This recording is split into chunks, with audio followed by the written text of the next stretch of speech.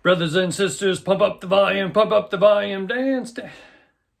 I'm being a little crazy because I don't think you guys will even watch this one. In fact, my team that's doing the editing is probably like, what are you doing? I don't know if you'll even see this one. It's going to come out on Wednesday, the same day that you guys go on to Christmas break. But what I really wanted to stress this morning is, what do you do on break? What is a break, and what kind of rest can you get over this break, and not to push yourself so crazy over the break that we're just even more wore down, down the road. What kind of self-care will you really commit to? What kind of sleep will you get? What kind of workouts will you get?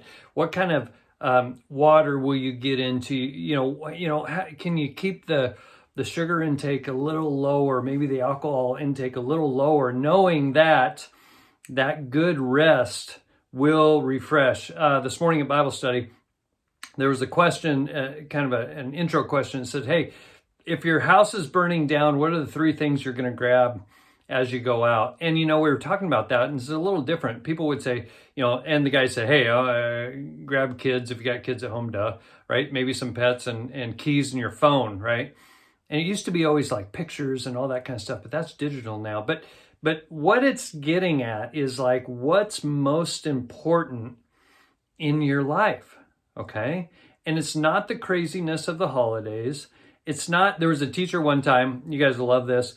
It said, it said on her desk, failure on your part to plan does not constitute an emergency on my part. You guys know that. But when new plans get thrown at you and different things get thrown at you last minute over these holidays, and you're trying to freak out and do all that stuff, it's okay to say no, right? When you think, hey, if your house is burning down, or something, what's the most important things in life? And it's not more hurry and bustle.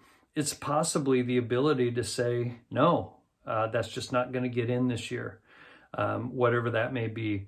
But I think your presence is not as important as your presence, right? Your presence, like the gifts, that's not as important as how you show up and what kind of presence you have in those relationships that you can foster over this break. But it only comes as a result and a benefit of taking care of yourself. So whatever, you guys know in your heart what has to happen over this break to rejuvenate. And I, like last week, we talked about that commitment, courage, capability, and confidence. It's like, okay, what are we going to commit to? But the courage sometimes to say no and to do the right thing is what you need over this break. We love you guys. We'll see you when you get back.